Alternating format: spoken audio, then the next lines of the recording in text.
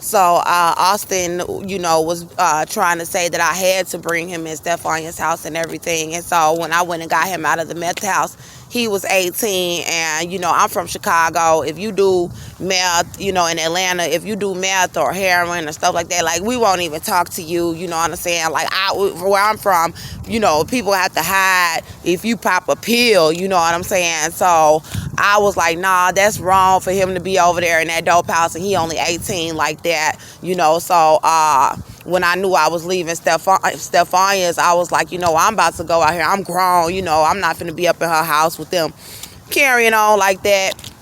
I just get out there and make it on my own or whatever. Like, just like I'm gonna have to leave wherever I've been leaving people's house and being out there. But then for people to conspire against my food, I'm gonna have to go into detail about that, about why I have not survived on my own, because it's not that I can't make it. It's just that people are working against my survival out here. That's what it is. They're conspiring to kill me. That's what that is. It's not that I'm irresponsible or drug addict, prostitute, what they're trying to paint it out to be. So basically, I went to the meth house, to Steve's house in Magnolia, Texas. There was a black man that I had met when Austin had brought me to Old Man Jack's house one day when I had an off day at Stephania's, and he had brought me into the house, and they was making chicken and dumplings, him and his wife, and they offered us dumplings. And there was a young black man that came over there that sell drugs, and he was talking to Austin, but he left. And then after that, there was another black male who was staying next door. And I remember seeing him one day when I was looking for Austin, because I hadn't heard from him. And he normally would come over, every other day to ask for some food, or can I hold this, or can I wash his clothes. And I didn't know him that well, but it was like a week, of me knowing him. And then he just stopped coming by. And he told me when I started going out with him at the park, he had asked me to be my man, and he was like, come for a walk with me. He had already told me when I was feeding him over at the house, he was like, I really like you and I want you to be my girl. And I was like, I don't know about that. And he was like, well, let me get your number and let's talk. And I was like, well, we could be friends, because I was already helping him out.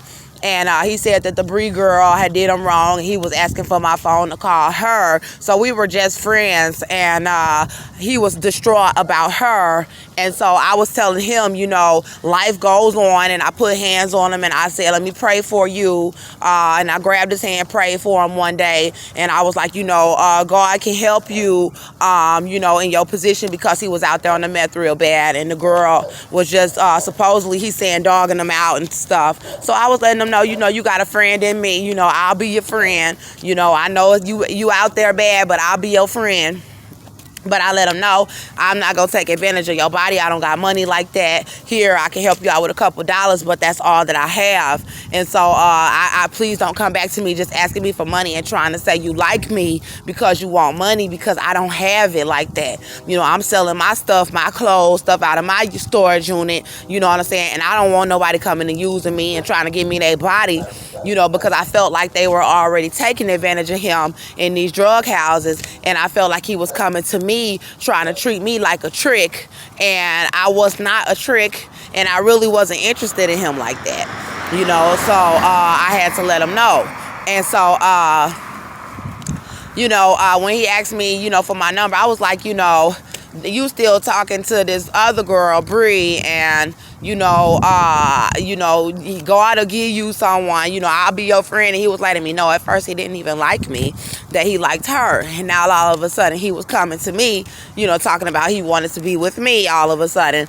And I was like, I don't know about that, but we can be friends. And so, he had my number, and I would help him out here and there, wash his clothes and give him food, stuff like that. And we never had sex or anything. This was before he came into Stephania's home, asking for somewhere to sleep. So one day we were at he asked me to go for a walk with him at the park, and I was off, and they weren't hanging out with me. Nobody else there. Everybody else was treating me like crap. So I was like, yeah, let's go. We can go. I can go for a walk with you. I'm going for a walk right now. So, I don't have to be your friend. I don't have to be your girlfriend to go for a walk with you. If you're a cool person, like, shit, it's okay. We can go for a walk. So I knew he liked me or whatever, and he was kind of handsome, but he was real skinny on the drugs. So that's really kind of turned me off, and he looked kind of young. So I was like, no, and so he asked to go for a walk, and I was like, yeah, okay, we can go for a walk. And so one day we went to a walk at the park around Stefania's house, and he was saying that we went to the park and we sat down, and it was starting to get dark, and we were sitting on a bench, and he had on this little yellow jacket, little Eminem yellow jacket, and I started trying to dress all black, and he had a little do-rag on. Well, he used to wear just the white shirt with the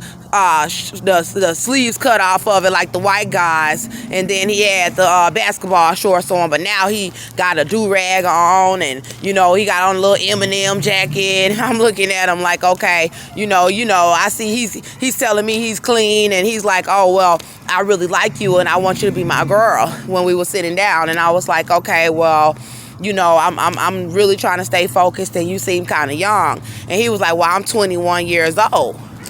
And I believed him when he told me he was 21. He was like, and I was like, and I'm 24. And he was like, well, that's not too many years apart. He was like, that's only 3 years apart. And then I was like, yeah, but it is still kind of young, But it wasn't that much of an age difference, and I never really dated a younger guy before. So I figured it was the first time for everything, because guys are always dating, younger females or whatever. So I figured, okay, and I never had dated a white guy, so I was kind of eerie about that, because the white men that I slept with like one white guy before in my life, and he just like ran off on me, two. And they just kind of was on some other stuff and ran off and felt like I was just a piece of booty. So I was like, kind of, I don't know if I want to even try to date a white man, especially younger than me. But he seemed very genuine, and he was like, I expressed my concerns. I was like, well, you're young. I know there's a 3-year age difference, because at the time he was saying he was 21 and I was 24. And then he was basically saying, that he really liked me. I didn't believe him at all. I felt like he was running game on me. And then so I had said to him, I was like, well, I'm looking for a lifetime partner. And that's why I was expressing to him that he was a little too young for me. I was like, I'm 24. I've been through a lot. I'm trying to get my life together. I'm going to school, and I don't even think I really went into that much detail about my plans as far as school. But I was telling him I had plans, and that I told him that I really, mostly, they got another dog loose over here by me or whatever. I told you they got their dogs loose and everything. But anyway, so to try to keep me from being in the house and telling what's going on, because I can't go into real detail with people plotting on me in my damn face, and then making it seem like y'all just chilling and brought me up in your house. So I don't want to have to protect myself, and all of these people are congregating right here, and then they got a loose damn animal back there. This is just ridiculous, and I already told y'all dog provoked me, because they know I'm getting into the details about how they fucked me over about this young white man. So anyway, so I was telling him that I was looking for a lifetime partner. I was like, and I'll just go this way. I'm not finna go over there by them fucking beasts. I'd rather go over here by the human beings and expose they black asses for being all hovered up around me and shit, with this bullshit. So anyway, and they all speeding off and shit now that I'm coming over there with this damn camera on some bullshit. So anyway, and that's the man who tried to run up on me like he was gonna do something, and they whipping around, and that's the one who act like he was gonna run up on me and do something, like he had a weapon in the white truck, and he's still coming around. But anyway, all for this young white man. So let me finish telling y'all about him. So basically, I was telling him, you're too young. I'm looking for a life partner.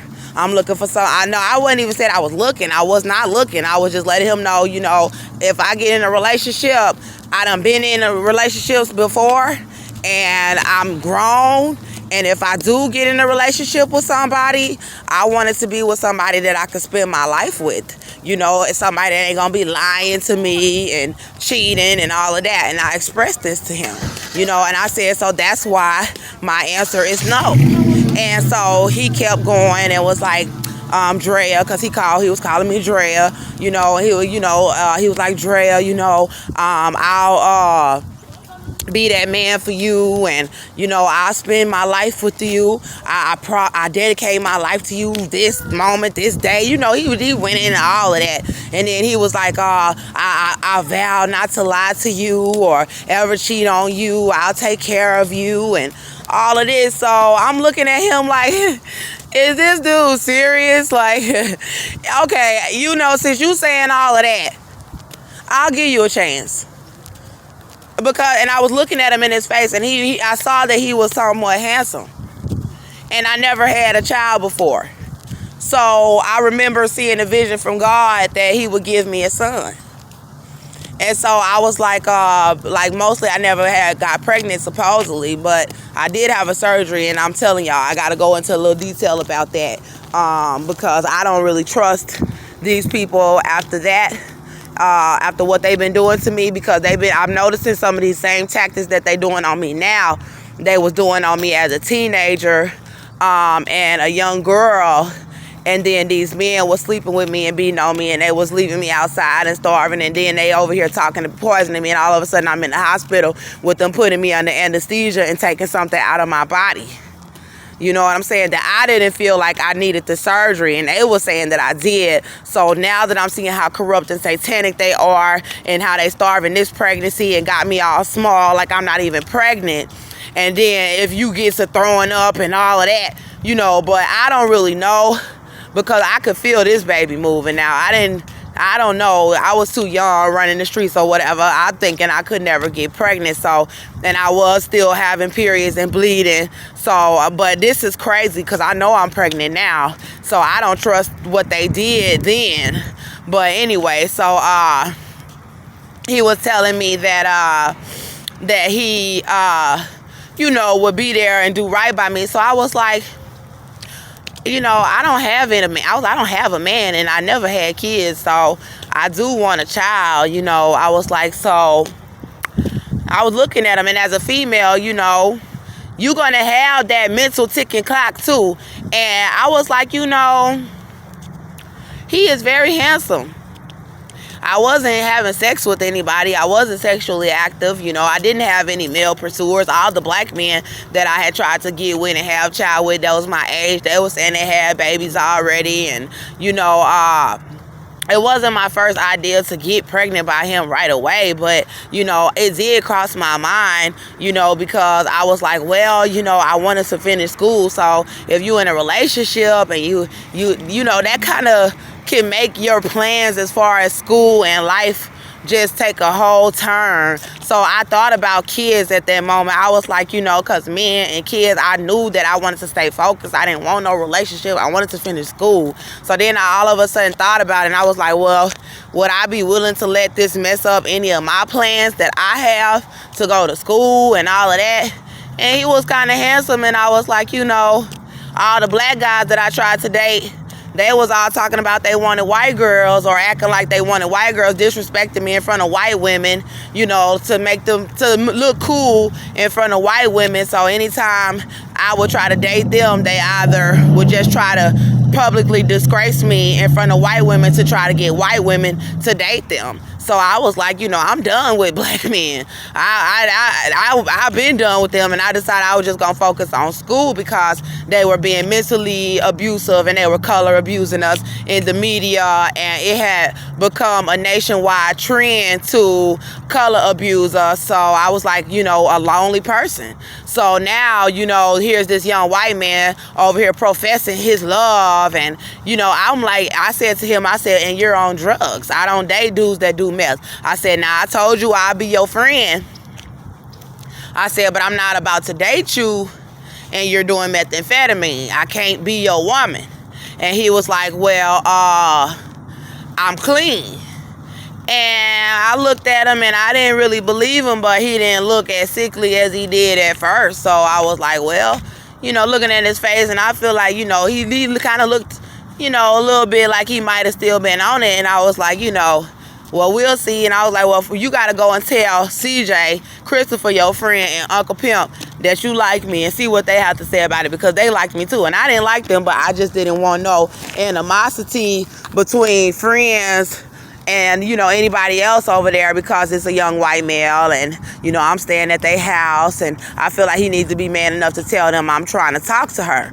So I didn't know that this might have all even been a setup, because now that I'm seeing how America is operating under this satanic rule, where they are targeting black women, and then from birth they are doing this to sex traffic them and breed their kids and do Satanism from birth, and I had no idea. So now I look deeper into why he just showed up at Stephania's house, and why people wanted to leave me so desolate, and then conspiring to take my children out of my womb. This is evil as hell.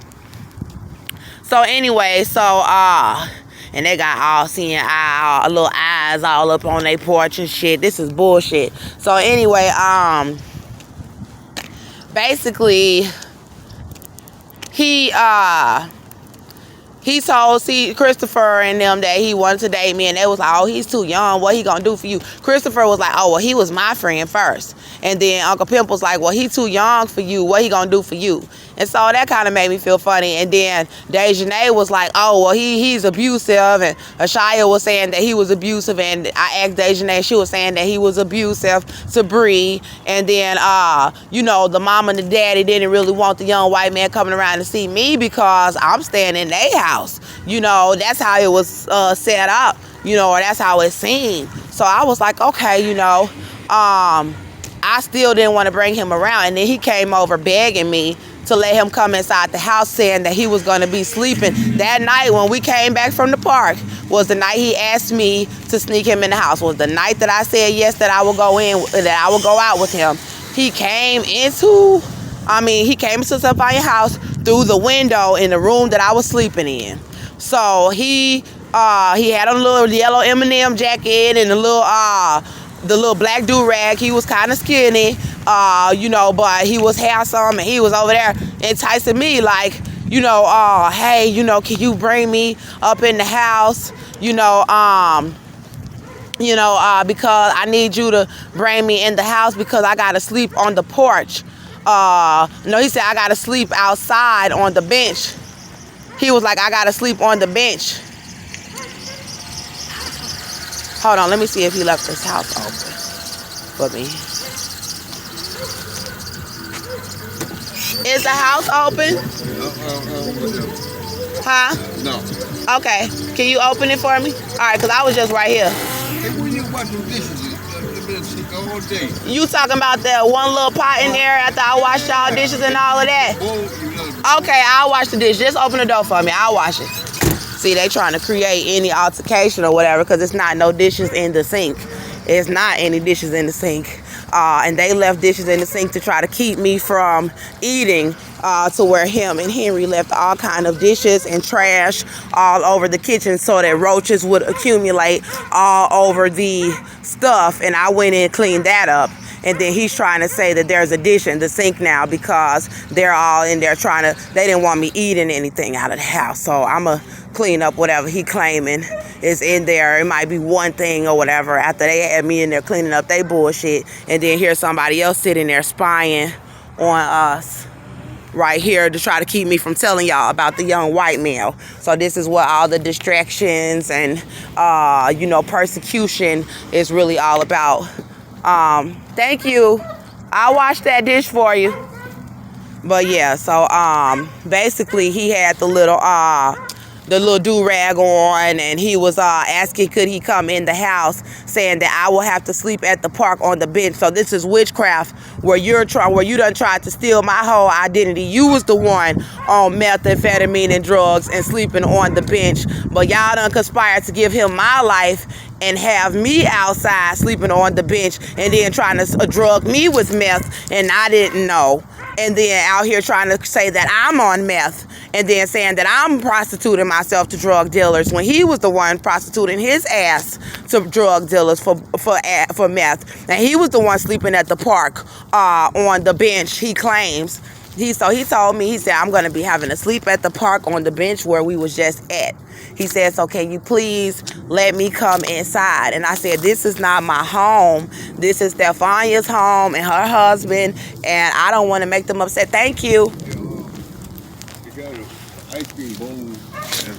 Yeah, okay. Whatever you talking about, I got up in there. I'll take care of it. Cause that's petty. I'll take care of it. So good. Let them expose themselves. I mean, they trying to argue with me. I'm pregnant about any damn little thing that he possibly could. Because I'm exposing what this shit is really all about. And this is very fucking evil. You know, it is very evil. Talking about a damn ice cream bowl, and the girl, Henry's sister, was over there talking about, oh, yeah, that girl ate some of your ice cream, and I had to hurry up and get out of here as quickly as I could to try to discuss what's going on, because you're not finna have me up in here plotting on me and then think I'm finna be worrying about a fucking ice cream bowl. You plotting on my fucking life and my kids, and you want to talk about a fucking ice cream bowl, you know, from something that I ate when I was trying not to starve. So let me hurry up. I'm trying to cut this light on quickly. I'm not finna do that fucking ice cream bowl right fucking now. It can fucking wait. But anyway, so let me cut this light on so y'all don't have the video all off and everything. And this is just evil. Okay, so anyway, I hope I didn't. Did I leave my purse in here? No, I did not. I had my purse on my shoulder because I cannot leave my stuff around them. They have gone into my duffel bag and tampered with my food that I bought from the ethnic food store after Target. Tampered with my food, and they tampered with the, they opened up the gravy and then sealed it. And I actually want to show you that right now, because I was not supposed to leave my duffel bag. That was the whole point of me buying the duffel bag, was so that I could watch my food supply when I realized they were bringing in tampered food and that it was tampered and old food in the house. And then one day he asked me to ride somewhere with him across town, and I went with him, and I forgot to bring my duffel bag. I don't know why. I let my guard down knowing what was going on. And hold on, because I don't even have the hold on, so it's right here. So this is the bag full of the last little food I have, and they did tamper with it as well. The rice was tasting funny, and they opened up the McCormick. They opened the McCormick, and that I had gravy for the rice because I was just going to eat the gravy and the rice to survive. And they opened it, and then they resealed it. And as you can tell, it does not come like that. They can change it up in the stores all they want to, but that's not how it comes. You can obviously tell somebody opened up my McCormick, and this was in my duffel bag, that and after they tampered with all of my food from Target. So this is how they are starving my pregnancy, because I'm not going to eat this. I'm not going to want to eat none of my food because they tampered with it when I left the home. And basically they'll have your receipt, and they'll just bring the items or bring new items, you know, and switch them out. And then it's a whole big old fake ass seal right there, and then the tamper with mark right here. And then this is how they also try to make you look like you're a schizophrenic, so they can take you to a facility and murder you and cover up your pregnancies and be stealing your kids and all of that old kind of stuff. So basically the young white man asked me could I sneak him into her home, and I was telling him, I was like, this is not my house. I do not want to sneak you up in Stephania's home, because then that's going to make them mad at me and have them kicking me up out of her house. And he was like, no, just come on, you can just sneak me in through the window. Please, I'm going to be cold out there at the bus. Cold out there on the bench at the park, because Cynthia was not allowing him to stay in her home. I know now why, but I can go into, supposedly he robbed her. She said he robbed her for everything in her home while he was on the meth. So that's why she was not allowing him into her home. I don't know how true these stories actually are at this point, because they are Satanists, and they will target whoever they choose, you know, and they'll make up all kind of skits and lies about what's really going on. So basically, there was a white woman who shot him up with meth when he was 14 over there by Cynthia's house, and she took his virginity And that's child molestation.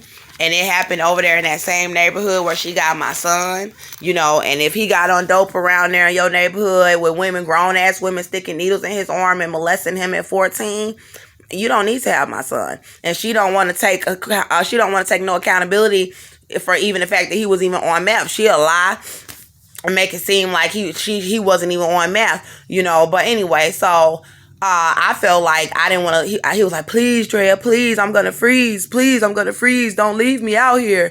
And my heart just went out to him, because I was helping him. So, I was like, I've been out there. My family left me out there when I was 15, 16 years old, man. So, and, I was like, I'm not finna leave this young man out here like this. This is either the devil trying to ruin my situation at Stephania in them house, which it was, or this is, God trying to use me to help this young man, and not leave him outside like this. So I chose to believe that it was that, God always said to help people, so I was like, I'm gonna help him. I'm not gonna leave him out there like that. And so he was like, "Here, take my belt," and then go. Dejanay room was on the second floor in their house. They had 2-story house where I was staying at, so I would have to sneak him in. He was like, sneak him in through the window.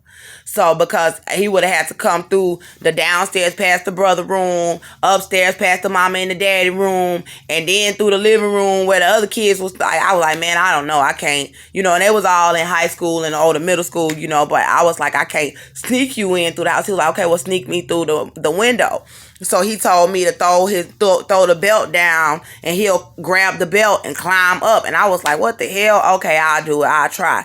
So this was the night that he asked me to go out with him from the park. So as soon as he walked me back home, this was October, November 2015. I just met this young man, and I didn't know him for but a week or so, and he's already, asking me to go out with him. And the very same night that I said I would go out with him, he walked me back home from the park, and he was telling me, it was nighttime, and he was telling me, I need somewhere to sleep. Can you please sneak me up in the house? And so now I really feel like he was using me now. I was like, okay, he's using me, because now you telling me you want to be with me, but then you telling me you need somewhere to sleep. So I was like, he might really like me. I don't know, but I don't want it to mess up my situation. But then I'm a woman of God, so I was like, I always take people in. I'm always kind to people, and all they ever did was take advantage of me and use me and be jealous, So I was like, yeah, I'll take you in. I was like, I'll sneak you in, because I was like, I'm a woman of God, and I know Christ Jesus will bless me, for helping this young man, even though I'm not in a position to really help him. But I was poor. I was out there needing somewhere to stay, and if it wasn't for Stephania and her husband taking me in, and me being Christopher and Ashaya's friend, I would have been out there cold. So I was like, let it be from the kingdom of Christ that us children is up here sneaking, sleeped up in her room, because we don't need to be outside on the darn streets. So I took him in, and I threw the belt outside, and he climbed up the window making all kind of noise. I mean, Stephania in the room was right there, and he was boom, boom, boom, boom, boom, boom, boom, like trying to rock climb and making all kind of noise to get inside of the house.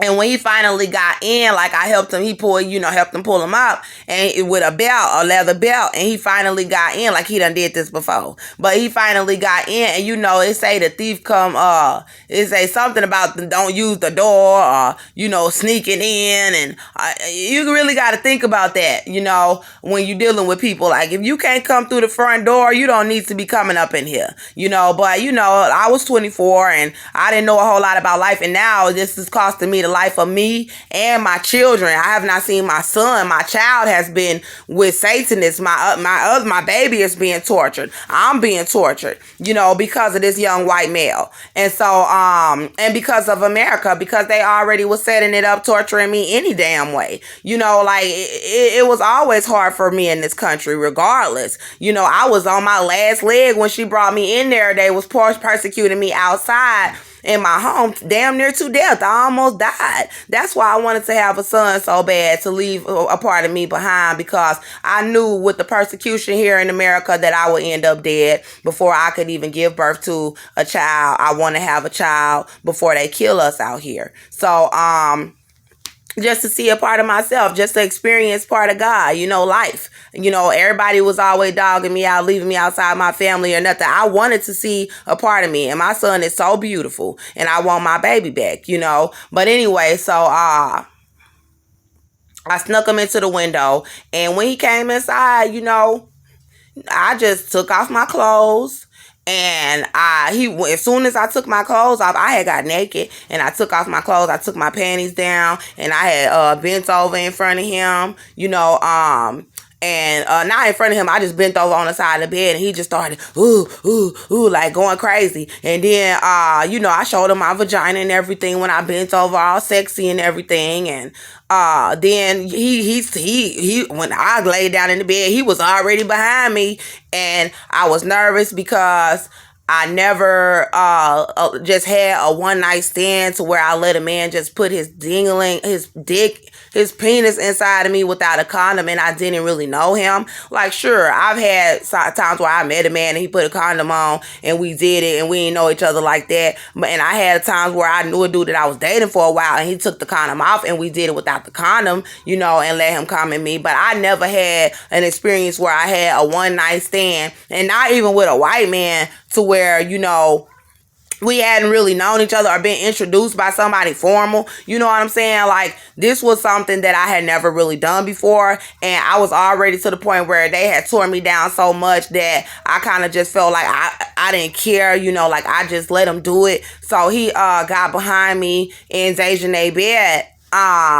And I was laying down and he got in, I was like, well, we together now. We go together now. So, like, when you let me just go ahead and give myself to him, just like whatever. But I didn't know he was going to just come in me though. So, I didn't get pregnant right then. But, he just got up behind me and started having sex with me without a condom. And I was kind of nervous, and, he spit in my mouth. That was what really fucked me up, because we was kissing and then he just spit in my mouth. And I was like, that was so disgusting. But for something in the DNA I had read, because I told you I'm very intelligent, and I learned about animals sometimes when they kiss and do the little saliva thing, that a woman could tell, that a female could mate with a male and tell if their DNA will match up for good offspring. And so I've kissed males before and kissed all up in them, and then I was like, nah, I ain't gonna have no baby with him. But something about when me and Austin was all kissing and all of that, I knew I'm gonna have a baby with him. It was something about the DNA and that I knew I'm gonna have a baby with him. And it wasn't because he was white. That don't have nothing to do with it, because I already know about the history of Satanism and male and woman and Eve and the garden and, all of that. But I just knew that I was going to get pregnant by Austin at some point. So when I did, I didn't get pregnant by him right away. He came in me, and I kind of felt scared and dirty, because I was like, damn, what if this man give me something? What if he gives me